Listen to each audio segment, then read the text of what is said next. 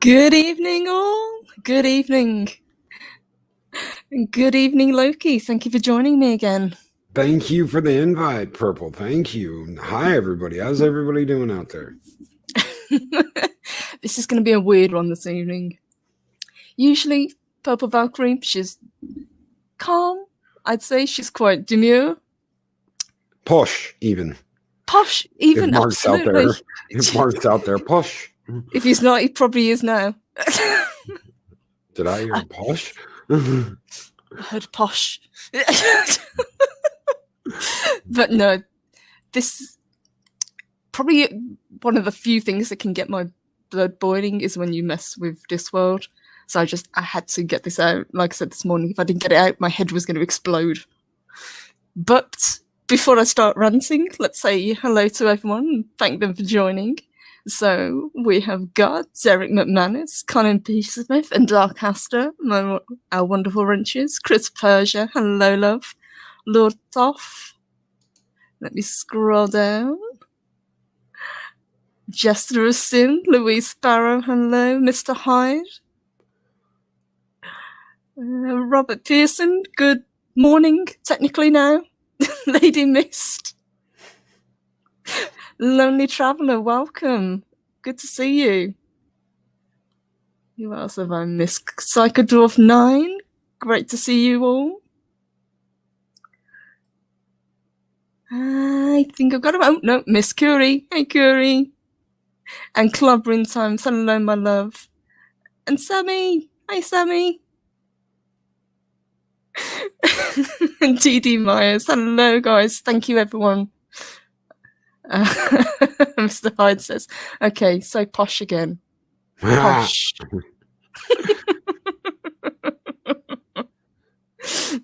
Yeah, huge thank you, Loki, for joining me again. Oh, no problem. No problem. It's an absolute pleasure. I know. As soon as I heard this, I was like, oh, shit. They are not messing with Terry Pratchett's work. There are going to be some pissed off people. Yeah, Loki felt a disturbance in the force. Even before I tweeted, it's like, something's just gone down. I knew as soon as I was like, oh no, this is not what I think it is. This is not. They've been trying to make this series since 2011. Yes, this has been in for a long time. And this isn't the first time that they've done Discworld. Discworld has been brought to the big screen before. It was brought mostly to, it was on Sky One. They did them. It was by Narrativia, which is Terry Pratchett's actual broadcast company. So it's run by after he died, it's now run by his personal assistant, Rob Wilkins, and his daughter, Rhianna Pratchett. So they kind of have the keys to the kingdom. And they weren't brilliant, but they were at least true to the source material. And kind of like kind of like with Marvel, Terry Pratchett always had like a little cameo where he'd appear in them as a very small role, which was always kind of nice to see because you never knew, what he was going to be. Yeah, so that's always cool. That's always cool when you see the creator of something do little pop-ins. It's absolutely, because you want to catch it. You're like, oh, where is it? Mm-hmm. Oh, look, he's there. Oh, he's there in this and he's there in that. And you're like, holy shit, that's so cool. And yeah, they at least felt true to the source material. I think that's probably the main point that I'm going to get across this evening. If anything else, don't take an established IP and then completely change it. So, The Watch. Yeah, as you said, it's been around. This idea has been floating back and forth since 2011. In 2016, Louise can back me up because she was there as well. There was a Discworld convention. We sat in the hall and Simon Allen, the showrunner for The Watch, got up in front of everyone and promised that this was going to be true to Discworld. We were not going to be disappointed. The characters that we know and love were going to be respected. And having seen the trailer He lied. He lied. This was greenlit by BBC America in 2018. Mm-hmm. Yeah. And they had been trying to get it going, Rihanna Pratchett and Terry Pratchett, since 2011. Why greenlight this after his death? Presumably because he wouldn't have creative control. Now, we've kind of gone back and forth with who actually had control, but it seems that even though Narrativia technically is the umbrella company, BBC America found a loophole in which they could kind of have their twist on the characters, but still attach the name of the show to Discworld. That's some naughty shit. Mm-hmm. You don't do that. No, so it's basically, as people have been saying, it's Discworld in name only. Now, the cast, when it was first announced, people were a little bit skeptical. I mean, I've got nothing against it's Richard Dormer, I think, is the main actor. He's from Game of Thrones. He's playing Vimes. Now, Vimes is a fan favorite, pretty much from all the books. You know, he's you can call him a working class hero, I guess.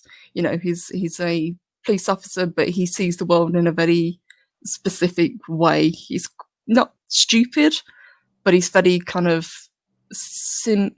simple-minded. He sees things as he sees things, basically. And having seen the trailer, Richard Dormer is just mugging for the camera. It's such a weird performance he's putting on. I'm guessing they told him to do this. Oh yeah. You act how they want you to act. And guys, if you want to blame anyone for any of this, look at Simon Allen, Hilary Solomon, Ben Donald, Rob Wilkins, and Phil Collinson. Because these are the people that are in charge of writing, and these are the executive producers. This is where the problem lies. Actors do what they're told. Pretty much. And I'm probably going to touch on the actors as well. And I do kind of feel for them because, as you say, they work with what they're given. But yeah, just to pick up on what Darfassa says, so even his daughter has no say in the creative process. No, she doesn't. And Rob Wilkins and Rihanna Pratchett have both come out on Twitter over the weekend and kind of denounced this. They've distanced themselves from it completely. They know the fans are pissed. Just reading through the comments on the actual trailer when it drops, I can't find anything positive to say about it. People are just, what is this? You know, what are we looking at? Had this been just, you know, your basic fantasy TV show, I think they could have got away with it. But because they've attached it to the Discworld IP, people are not happy. And this comes after the showrunner, Simon Allen, once they wrapped filming, he actually neglected to thank Terry Pratchett in an Instagram post. They pushed Rihanna Pratchett out of the project.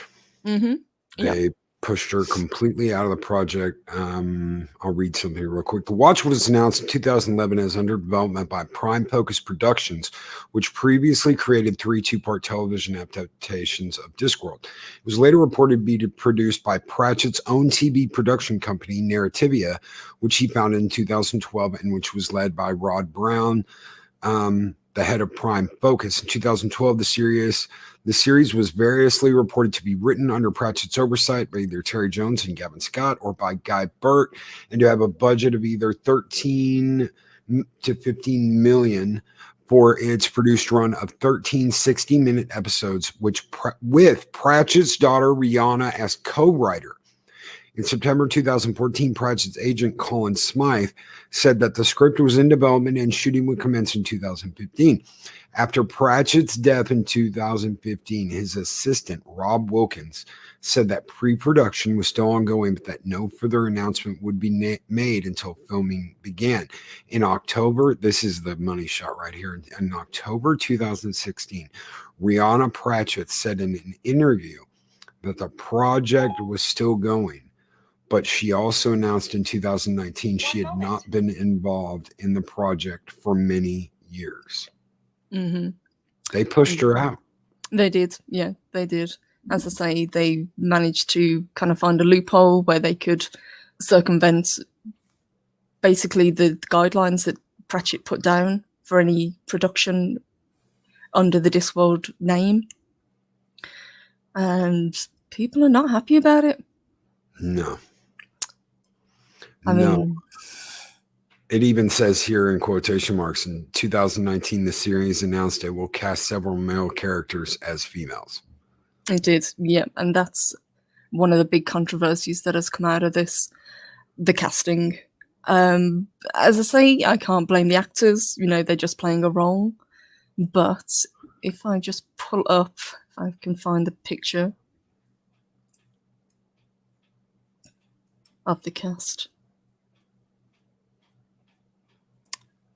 Yeah, I'll find it in a second. We've got like a whole shot cast picture. Ah, there it is. Okay. Let me share screen for a moment, and we'll kind of go through the cast as they've picked them. Let me throw this in here real quick. Yeah, this of course. just happened on October 9th this year. Rihanna Pratchett stated it shares no DNA with my father's watch. Mm-hmm. No DNA with my father's watch. And Neil Gaiman compared it to Batman as a news reporter in a yellow trench coat with a pet bat. Yes. Sounds about right. Yeah, so even Neil Gaiman has actually distanced himself from this. And obviously the previous one that was done that was connected with Pratchett and Gaiman was Good Omens, which actually I think they did pretty well. You know, had the casting spot on. It was David Tennant and Martin Sheen. And they worked really well together. But this, if I pull it up, there we go.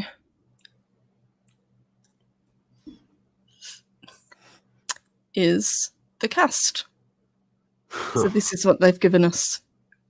So Richard Dormer is our main protagonist, is Vimes.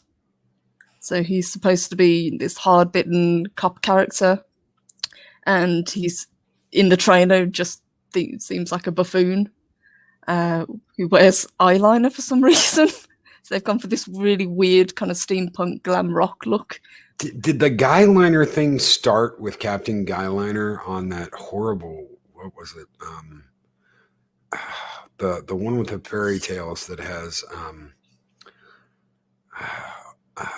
Rumpelstiltskin. Is that where this Guyliner shit started? Give all guys Guyliner. I completely forgot about that. Captain Guyliner. Captain Guyliner. But it's so weird. And this fella here with the ginger hair is supposed to be a guy called Constable Carrot.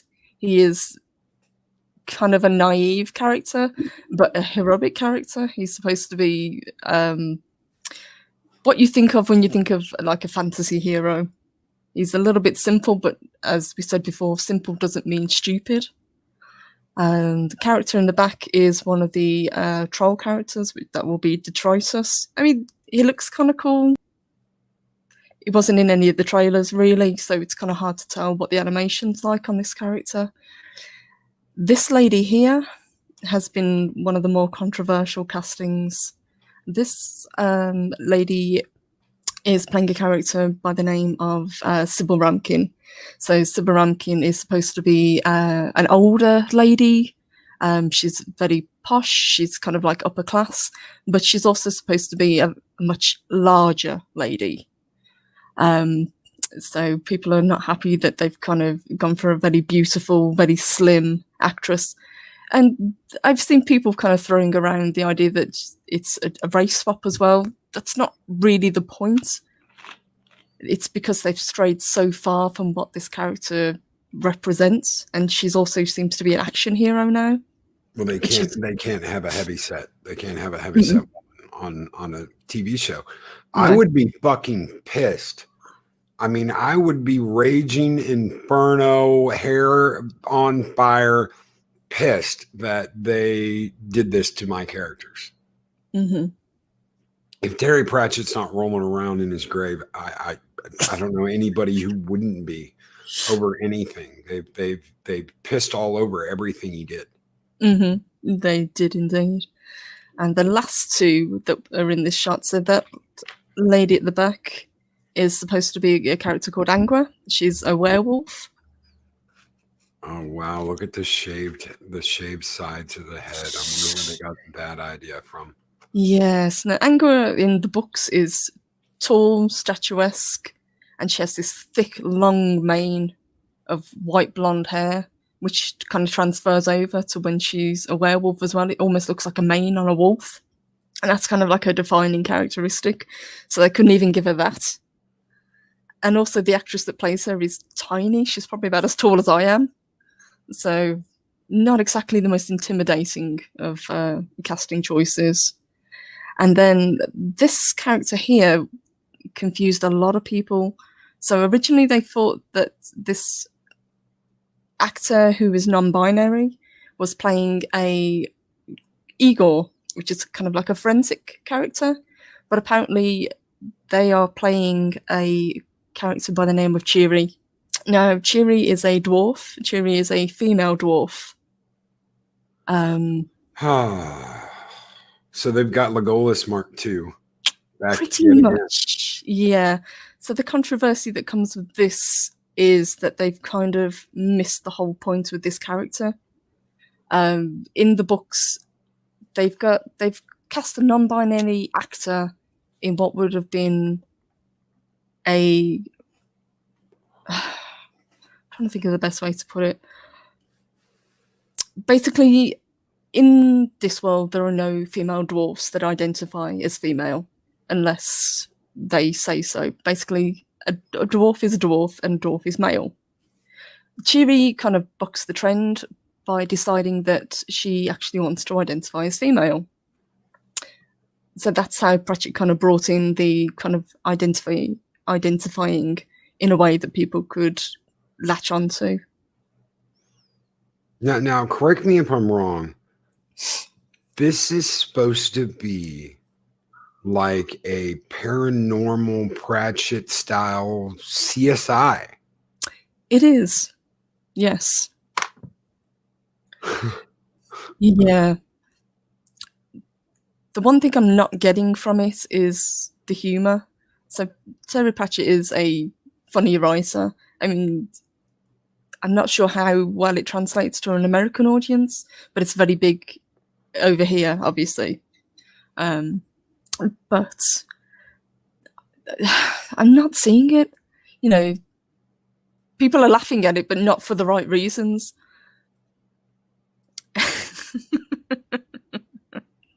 Sorry, I'm just reading some of the chat. Sorry, guys, I will get to you in a moment. You guys are the best. I don't understand. They're body shaming heavyset women.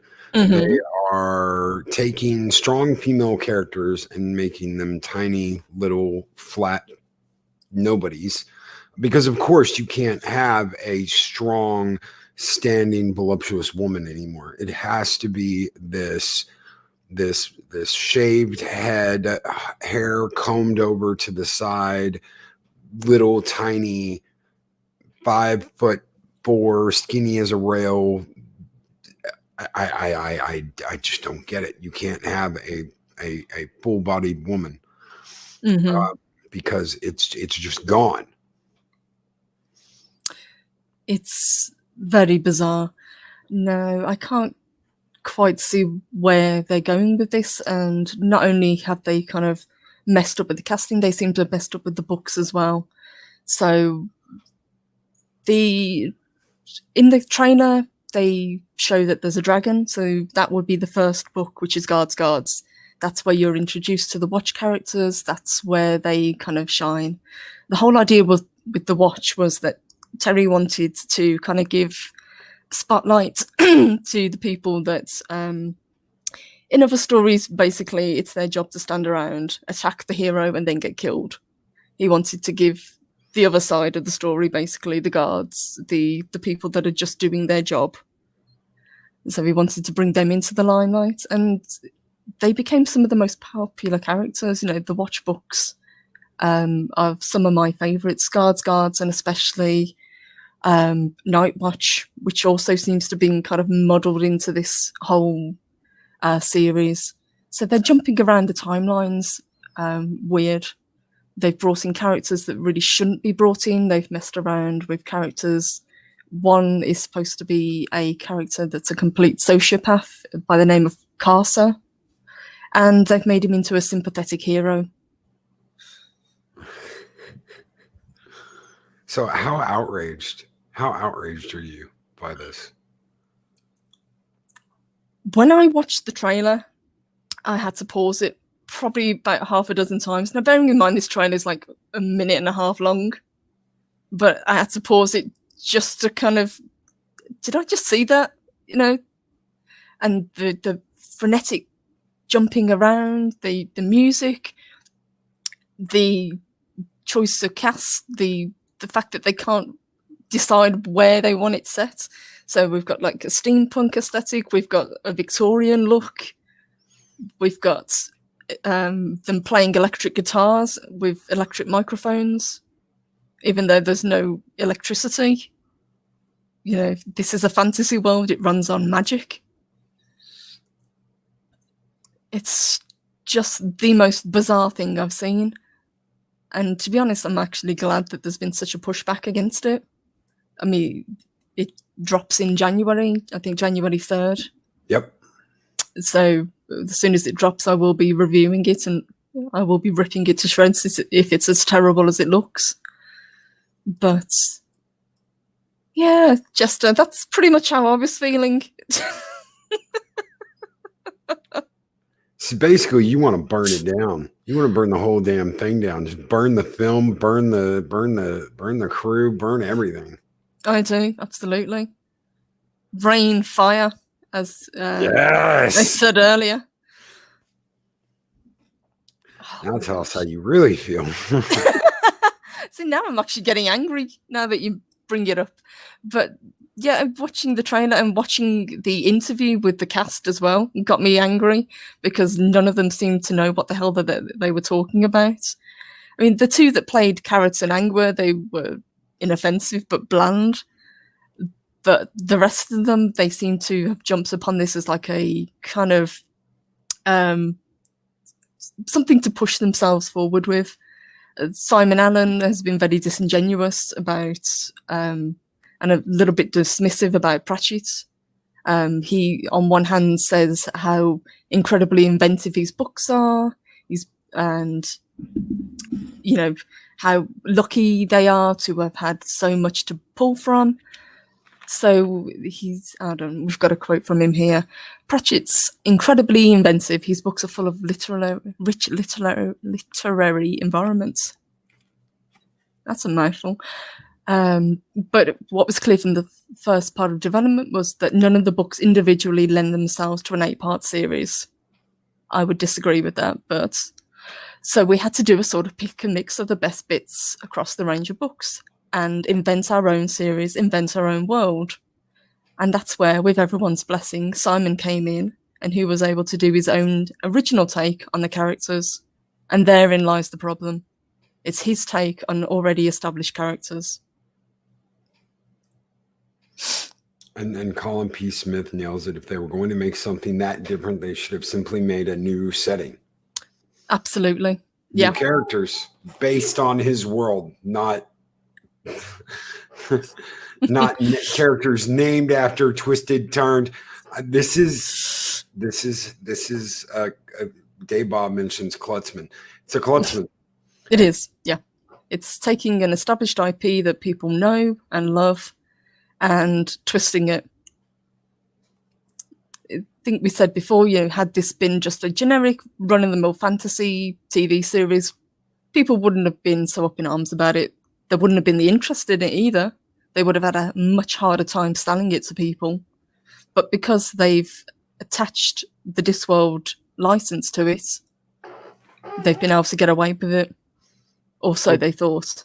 that to them, that's going to get them the names. It's the names, the Star Trek name, the Star Wars names. Nobody pays to make something good and established IP anymore. They want to take a name of something, slap it on there, and then create something of their own out of somebody else's work, because they have no creative intelligence. All they can do is muck around with something that's already been established and fuck it up. Yeah. And this, as you said before, this is a trend with things that we love. You know, it just so happens that now it's something that I know more about, but you've seen it, as you say, you've happened with Star Wars, it's happened with Star Trek, it's happening across the board. There is nothing that people love that people don't seem to want to change and twist. With Star Trek, I'll be honest, folks. I was part of story groups. I was part of fan groups. I was part of RP groups. And when STD came out, when I started saying, I do not like this, I'm not enjoying this. The spore drive is stupid. The characters are bland. The Michael Berman is insufferable. I was literally pushed out of groups that I'd been in for decades because the new guard said, we don't need you and your istphobe Yahtzee attitude here. I didn't have one. I just didn't like this new show. Be prepared. Anybody out there who is a huge part of the Discworld community, you are going to get this new breed of fan that's come in, that's only ever seen the show, that doesn't care about the books, that doesn't care about the lore, that doesn't care about the IP like you do. And you are going to be, they're going to try and push you out. Yeah. It's that simple.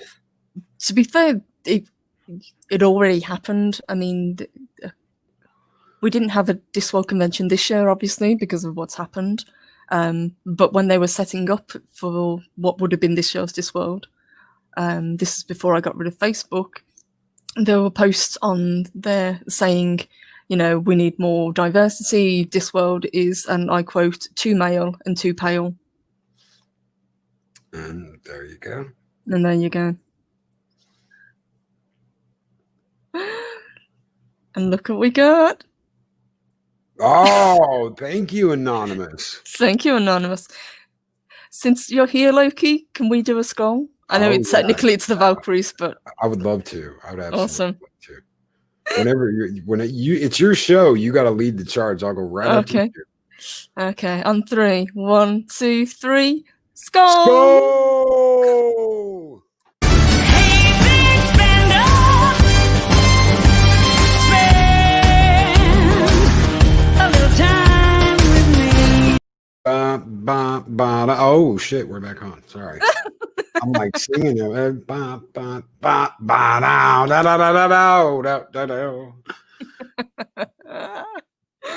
Thank you, Anonymous. Let me just see if Anonymous has left a message. It doesn't look like it's turned up yet, but I will check in a moment just in case StreamYard is being a little bit late. But thank you, Anonymous. Appreciate it. Thank you very much.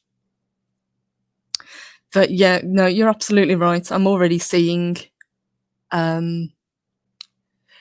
this kind of new breed of fan, as you say, coming in. And it's always for the same reasons. You know, they come in, they push aside people that have been fans for, well, for me, more than 25 years. I've been reading these books. You're not the fans they want. With Terry Pratchett on, they apparently they now have the opportunity. They pushed out his daughter. They're going to do whatever they want to. They're going to make it however they want to, and they don't give a shit about the fans that were there before. They will burn the old guard and burn the old books just to get people to like what they want them to like. And I'm just strongest female characters. Just to touch on what Louise is saying, She says it's really not. It really isn't too male. It has some of the strongest female characters in fantasy. You're absolutely right. But I think that particular comment that I said was actually referring to the fan base as well as the books. So they were actually criticising the people who were fans. You know, Louise, the same as myself, we've never ever felt pushed out of being Discworld fans. It's the same, same as being a Star Trek fan, same as being a Star Wars fan. If you're a fan, you are a fan of that particular thing. It doesn't matter, your gender, your race. You are the fan. That's what brings people together. Not anymore. Not anymore. No, you have to divide people.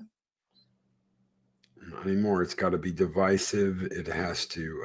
They have to change the narrative. They have to change the casting. They have to make it something that isn't what it was. Because me and Adega, this whole critical thinking shit. When we were talking about it, it fits so well because they have to find something wrong with it so they can change it. That's the whole point of this, is to throw it out there and to get people thinking, oh, well, it's to this or it's to that, and we have to. No, they don't. All they want to do is say it's not yours anymore. That's it. It's not yours anymore. So say goodbye to what was yours, because we're going to get rid of it. Yeah. They come in, they think they know better, and to hell with the people that have supported whatever the franchise is for however long. You don't have to have been a fan for 20 plus years to be a Discworld fan, the same as any other IP. You just have to support and love that thing. But to have people come in and say, no, this is ours now, if you don't like it, then you can leave. I'm sick to death of seeing it. And it's a pattern that's repeating itself over and over and over again. And as Dave Bob says, SJW's never met a franchise they couldn't find something to call out. Exactly. There was nothing, in my opinion, that was so offensive about Discworld that it had to be changed so dramatically. And I think we touched on it earlier, one of the biggest changes that kind of shocked people is a casting choice that they've gone for. So the setting of the watch is going to be Ankh-Morpork. Ankh-Morpork is the biggest city on the Discworld. It's a huge kind of cosmopolitan place. It's a melting pot, basically. It's an amalgamation of New York, London, all the big, basically, cities. And it's a twin city, so it's Ankh and Morpork. Ankh is the rich side, Morpork is the poorer, kind of more industrial side where the commerce goes on, everything, and that's where it is. But overseeing the city is the patrician. Now, the patrician, there've been several throughout the books, but the one that is focused on in the later books and is probably the most well known is the character of Vetinari. Vetinari is described as kind of a Machiavellian character. He's very shrewd. He's not really Machiavellian because all he wants is to remain in power. So he's not really bad, he's not really good, but he'll do what it takes to maintain control. And he works. He keeps this huge city balanced really well by knowing exactly what's going on at all times. He knows what's going on with the guilds. He knows what's going on with the watch. He has a strained relationship with Vimes, who is head of the watch. So to see their interactions is a lot of fun. But in this watch, he is now a she. So they've taken this powerful male character that's very well loved by fans and is now being played by the actress Anna Chancellor. Oh. They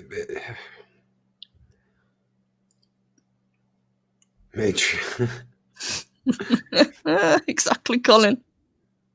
The matriarch. Now, in the past, he's been played by different characters. I'm trying to remember off the top of my head who played it. The chat could probably put it in. But Charles Dance has played him in the last one, which is Going Postal, and did a really, really great job of it. He was a very sinister. He nailed the character, even though he didn't look the part. It didn't really matter because he played him so well. He got the character down. But having seen the short clip of Vimes and the new incomers, Jeremy Irons. Thank you, Sagadorf. Yep, Jeremy Irons played him as well. Brilliant. There's no chemistry. It's just the weirdest casting choice. And yeah, Psychodorf, we can't have a man in charge. No, clearly not.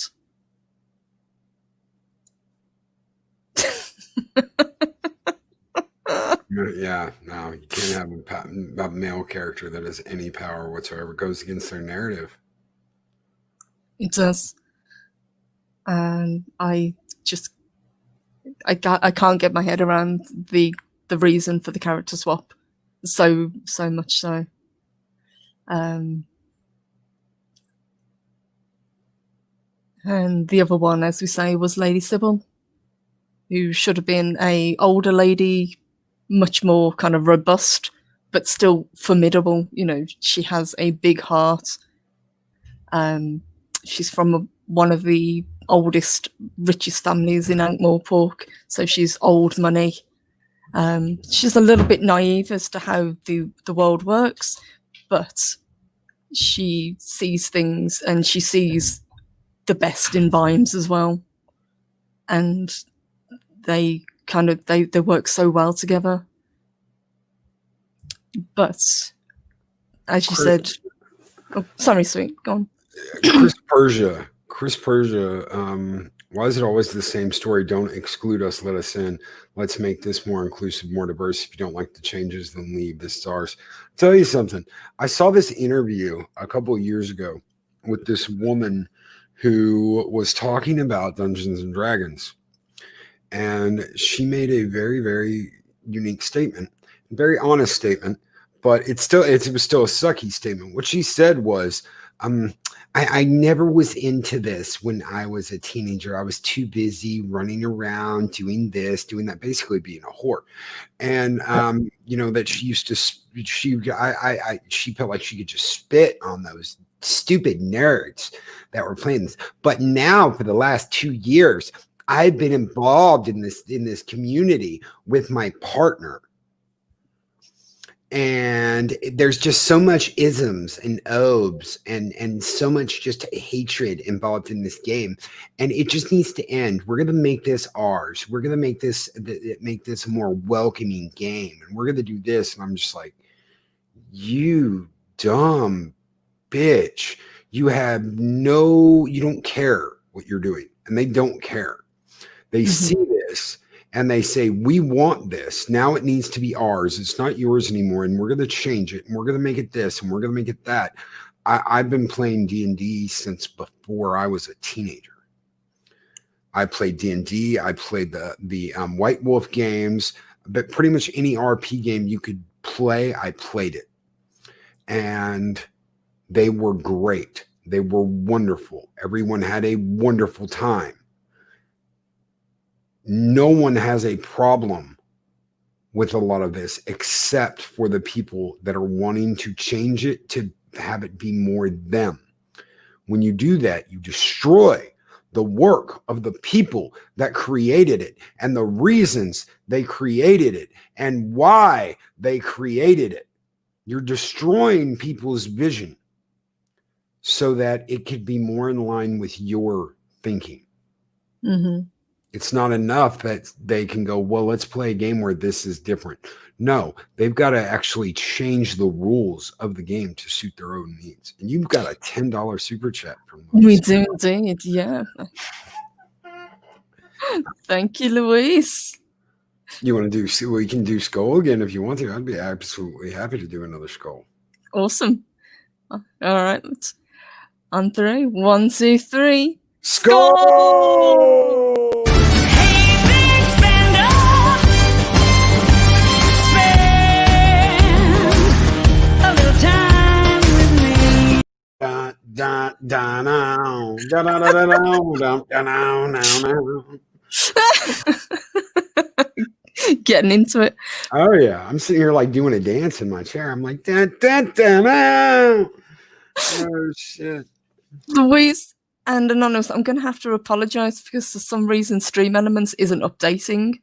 So if it doesn't update by the end of the show, what I will do, our Wednesday show, I will read them out first, if that's okay. Stream Elements is being a little bit naughty tonight for whatever reason, and it won't update. Purple Thank just you. said naughty. Where's Mark? Mark's missing all of this. Mark, Purple just, she said posh. She said naughty. Where the hell are you at, man? No, just to go back to what you were saying, I absolutely agree. And it comes back to that idea where people have to see themselves in whatever it is they now decide they want to be a fan of. I think we've had it, obviously, you say with Dungeons and Dragons, we've now had it with games where people just have to be able to see themselves in it. They can't, and with superheroes as well, they can't like something for what it is. They have to have that kind of connection and identification with it. And that's where the change is coming. And I'm guessing that's where this came from as well. I mean, just to go back to the character of Lady Sybil Rankin, she's in this is played by the actress Lara Rossi, who really doesn't seem to have understood the character that she's playing. There's a quote from her that says she's trying to fix the city's wrongs with her chaotic vigilanteism. What? So she's Kate Kane. Uh-huh. Wow. Pretty much, yeah. Was this their answer to Batwoman?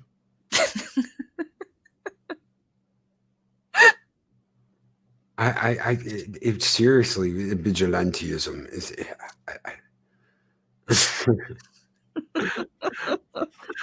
Oh, Darth Monkey Rat.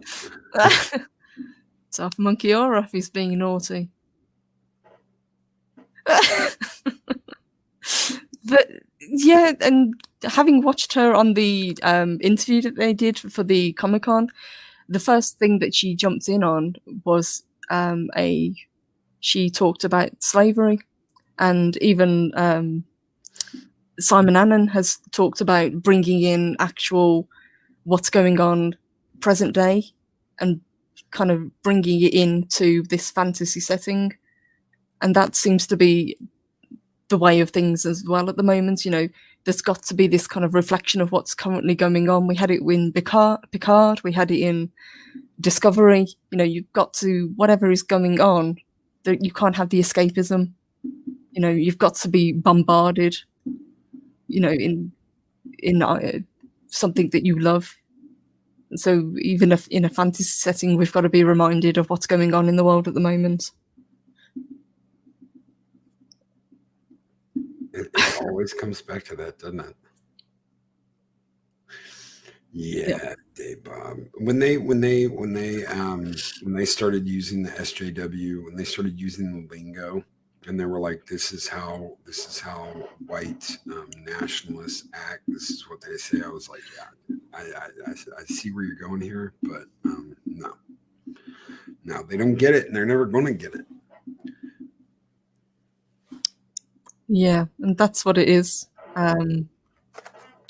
Psychodwarf. It's that whole idea. Everything has to be a reflection of what's going on at the moment. You know, you can't have a show where for an hour you get a little bit of escapism. We saw it with Doctor Who as well. You know, and we all know how that turned out. Yeah. Doctor Who, Star Trek, Star Wars. It's in everything. It's in the comics. It's in everything that's going on right now has to be relevant to today, and that's not what people want. People want escapism. They don't want to think about today. They want something to escape to. They want something to spend a couple of hours in an evening getting away from all that. And they're not going to let up. It has to be in your face. It has to be, oh, well, we're going to discuss what's going on today and all of our entertainment. Mm-hmm. It's just driving people away, and they'll go back to the books. They're not gonna deal with this horse shit. One of the things that I know I hope never happens to his books, but I know is happening in Marvel right now. There are reprints of comics being drawn up. Mm-hmm. That they've gone back and sent a committee in to remove offensive things. Oh my god! So basically, the same as what happened with Dungeons and Dragons, where they're rewriting the rules and changing. And they're going back in any reprints. They're going to rewrite and change as well. So all those first editions that you've got, those are the real deal. We fought in the 90s. I know I fought in the 90s about censoring. Fuck censors. Fuck being censored. Screw that. Don't let them censor you. Watch the unedited shit that you can't get a hold of. Make sure you get the extended version that has all the language in it because they were told they couldn't say this or they couldn't say that, and keep this rating or keep that rating. Guys, keep the shit you've got. Don't sell it. Comics are selling out the ass right now. I know because me and 24/7 went over that. Keep the stuff you have. Do not sell it because they are rewriting history. They're literally going back and rewriting comics so that there's nothing, quote, offensive, unquote, in any reprints of things they're coming out with. Yeah. I pray to God they never get a hold of Terry's books and do that. I do too. Generally, Rob Wilkins and Rhianna Pratchett, they have a very tight grip on the Pratchett estate. And I think they will certainly learn from this, never to kind of allow somebody who isn't under that banner again to be able to use the IP the way it has been. I hope this fails. I really do. I'm definitely going to watch it and I will review it. And if it's as terrible as I feel it's going to be, I will rip it to pieces.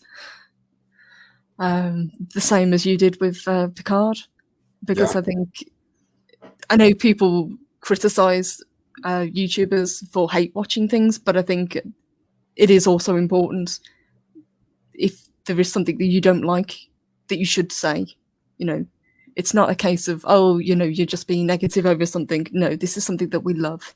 This is something that we've grown up with. This is something that we were promised was going to be good. As I said at the start, Simon Allen stood up in front of 900 people in a hall and said, "Trust me with this, I will give you something great." And he didn't.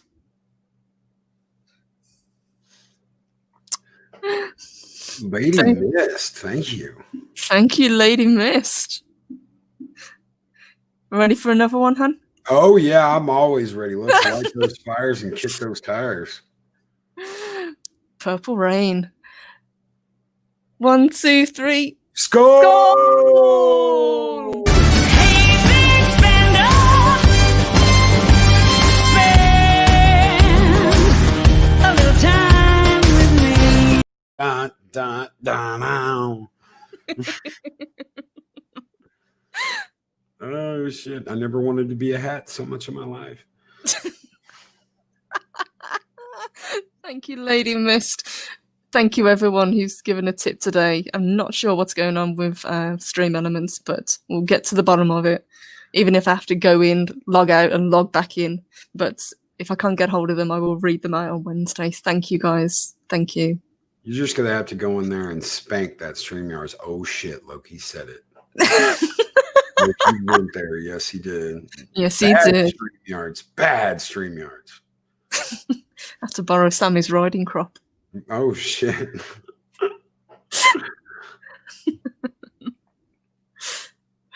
Oh, my gosh. But having said about changing things, there was one bright spot that you told me about over the weekend as well, which was to do with the game and game franchise that we're actually doing on Wednesdays, isn't there? Oh, yeah, Bethesda. Let me pull up that picture while we're... Yeah, so everybody... There were some people that were upset that let's see, that Microsoft bought out Bethesda. There was some genuine concern and upset. Hopefully, I can find this picture. If I can't, I'll just wing it. That Bethesda was ruined. Now, one of the things that has come to light since then is that Bethesda apparently was working on just starting to ramp up working on a third Doom game. Mm-hmm. And this would be basically the final act of the trilogy. Now, this series so far has featured the Doom guy. You know, the Doom guy we all know and love. Now, if you get into the lore and you read through the codex of the actual game, the Doom guy is the Doom guy from the original Doom game. He was mysteriously transported to this dimension, which is like the remake dimension. Mm-hmm. And there's a big history about that. I'm actually going to read over that on Thursday. I'm going to read through the history of the Ardenta, which is the race of humans that comprise the Night Sentinels in Doom. These are the warriors that the Doom guy was part of, the Slayer, Rip and Tear. The last game was not going to have the Doom guy in it. I can't find that damn picture. I guess I'm gonna have to go to Discord and resave it. That way I can show you. So the idea is that after the last game, we are going to get 4 expansion stories that are going to comprise the Doom guy and what happens after Doom 2. And then the Doom guy is going to disappear. And in the third game, they are going to awaken someone from another sarcophagus. Now, the problem, there it is. The problem with this is that there's only one Doom guy. There's only one Slayer. Mm-hmm. He was gifted his power by one of the holy order that the Ardenta believe in. And I've got a picture here. So this is going to be, you'll have to like add that. Uh-huh. That is the Doom girl.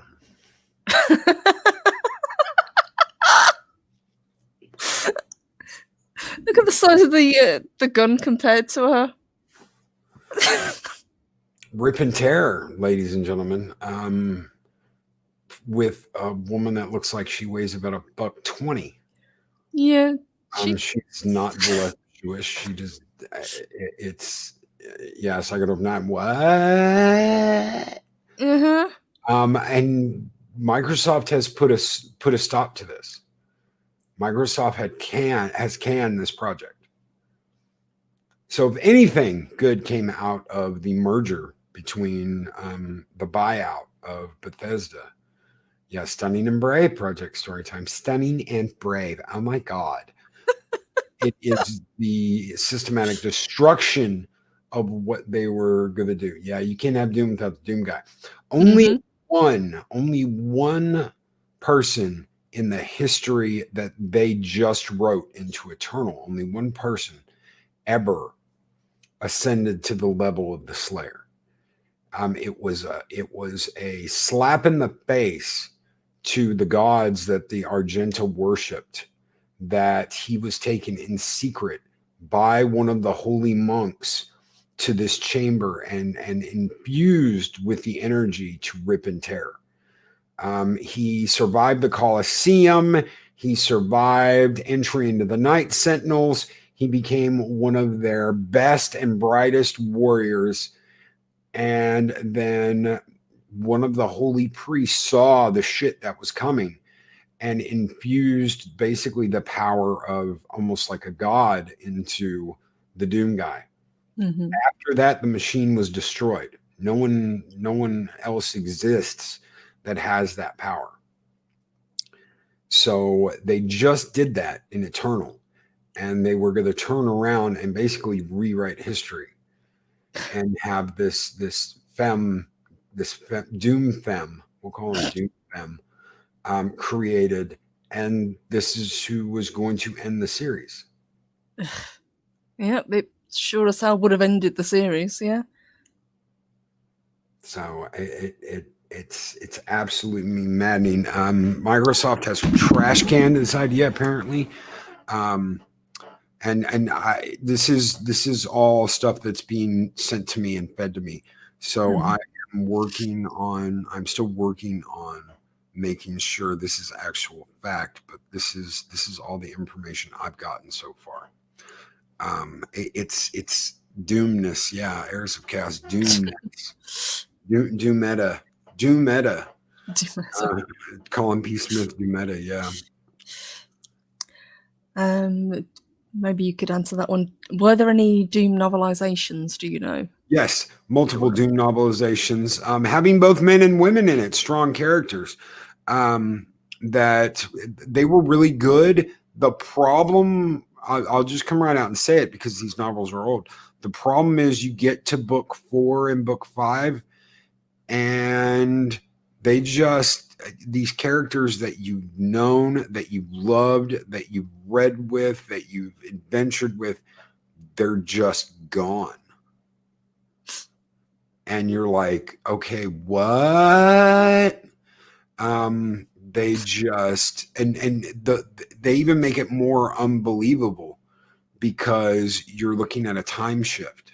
Mm-hmm. Because they travel to the hell planet and they do it at relativistic speed. So for everyone on Earth, like 20,000 years have passed, where for them it's like 5 months on a ship. And so by the time they get back to Earth, everything's been wiped out by the demonic horde and hell's reigned on Earth for all these years. And then poof, they're gone. And you're like, what the fuck? So the first 4 or 5 books are good. After that, it just takes a giant leap off of a mountain. And you're like, no. And I read a couple of books after that. But they just went the same after they did that. It was a really, really poor choice. Mm. Well, thank God that this particular poor choice has been canned. Yeah, as Chris Persia says, so let me guess, they'll say the Doom guy obtained the power of a god. His body naturally changed to a form which could handle it better, which is naturally a tiny girl. Which believe it or not, that's one of the that's like not a mini boss, but the boss just before the end of the game in Doom Eternal is God, and she's a woman. Mm-hmm. But again, it goes back to this whole, why do you have to change the male character to a female one? Why can't you just let there be a male character? There are hundreds of female games characters, not just established franchise characters, but any game where you can customize, you can make your own character. Why do you have to change someone as iconic as Doom Guy, or try to? Who did they think they were going to appeal to? Because it sure as hell wouldn't have been the established fan base. No, not at all. And yeah, I could see, instead of having that badass soundtrack that I love, because let me tell you guys something, I love the soundtrack for Doom. I love the soundtrack for Doom Eternal. Instead, we'll just get the I'm a Woman song from Batman. Eris threw that in there. Yeah, I'm a woman. Yeah, they can just use that. Yeah, can you imagine that playing for 30 hours of gameplay? I don't even want to play a mod. No. Someone probably modded that in there. Mm. But they could have done something. They could have made an offshoot game. They could have made a break off you don't got to bring her into the actual series and replace someone we all know and love. There's a reason why we love BJ Blazkowicz. The original Doom guy, they it's semi-canon that he is BJ Blazkowicz, the like fourth. Mm-hmm. He is a descendant. Doom guy is the descendant of BJ Blazkowicz because they use the same face from Wolfenstein. It is, yeah. It's not as obvious, but it's a nice connection to the games. It doesn't really factor in, but again, it just adds that little bit of extra lore, which is nice. But it would be like changing Duke Nukem into a female character. It's like, why? What the hell is the point? And Duchess Nukem. Duchess Nukem. And that little character that you pulled up, if she shoots the BFG, she's going to go backwards. Oh yeah, there are guns in Doom Eternal and in the original Doom where you fire them, you get pushed back like the railgun. Yeah, it's not happening. She probably wouldn't even get pushed back though. They probably wouldn't even include that because they'd be like, "Oh my god, we can't, have her be pushed back like Doom guy." Yes. 300-pound guy staggers under the weight of this gun firing, but a tiny little woman, no, not going to happen. Can you see her reaching into the face of a demon with both hands and ripping them in half? I can't. No, can't picture it myself. Karen Nukem, yeah. I'd like to see the manager. Oh. Oh my god. I don't know about you, Loki, but I'm actually feeling much better now that we've finally let it out. I was stewing all weekend over that. I was like, ah! Funny how that feels when you get it all out and you're like, bastards. You get it out, you feel so much better. You feel so much relieved. You're like, oh, a giant weight has been lifted. I'm not as talented as some at ranting, but I'll give it a go. But thank you. Thank you for joining me. And huge, huge thank you to the chat for this kind of impromptu extra show today. Thank you guys for joining us. We really appreciate it. Yes, thank each and every one of you. I was it Colin? Colin, were you, if you're still out there, Colin, were you the one who came up with the hashtag Purple Rain? Was it him or Chris or? I think it might have been Paulie, but I think quite a few of awesome chat came up with variations of it. Paulie, well, you have some really kick-ass looking merch now. Oh so yes. We and Chris, I have got the purple logo of the Valkyrie. I've just got to get the purple lettering, and boom, there'll be another version up in black that you can get. Awesome. And the link to that is in the description, the same as the link to Loki's awesome channel. So if you're not following him, please do. Thank you so much. This has been a pleasure. You're welcome. I like hearing you rant. Good rants. Well, I will keep trying. I will keep listening to you and to Eris, who's also really good at it, and to several others. And hopefully, eventually, by the time January rolls around, I will have perfected the art of the rant, and I can rip apart this stupid show. Yeah, it's an endurance trial raining sulfur. Let me tell you, you rain sulfur down, and yeah, it's just it's an endurance trial. I think Matt Damon said that in Dogma. It's an endurance trial. It is. When you get on a good rant, you're pissed and your blood's flowing and you're getting it all out. Bring the purple rain.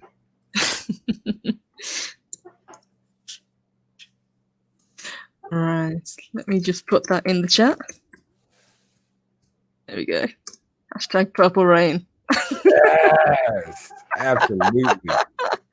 Thank you, guys, and thank you, Loki. That was awesome.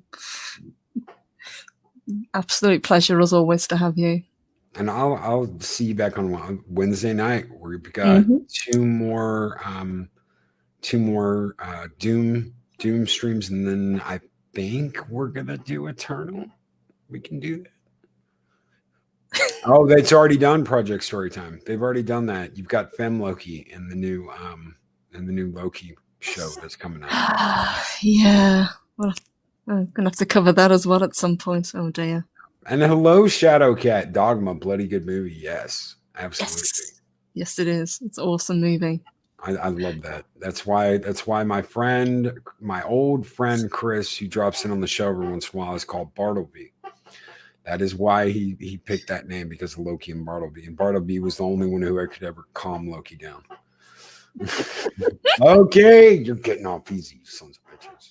I'm coming. All right, guys. I will say goodnight. Huge thank you again to Loki. We will see him in the morning, Mornings of Mischief, and you've got a show on Tuesday night as well, haven't you?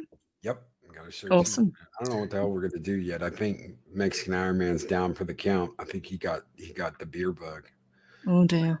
But, we're gonna do something. We'll do something fun.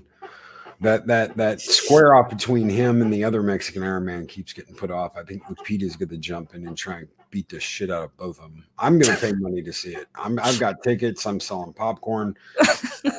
Yeah, we're gonna go balls to the walls. It's gonna be the fight of the century. Mexican Iron Man versus Mexican Iron Man. I may even let Lupita referee. Stay out of the splash zone and you'll be fine. Awesome. Yeah.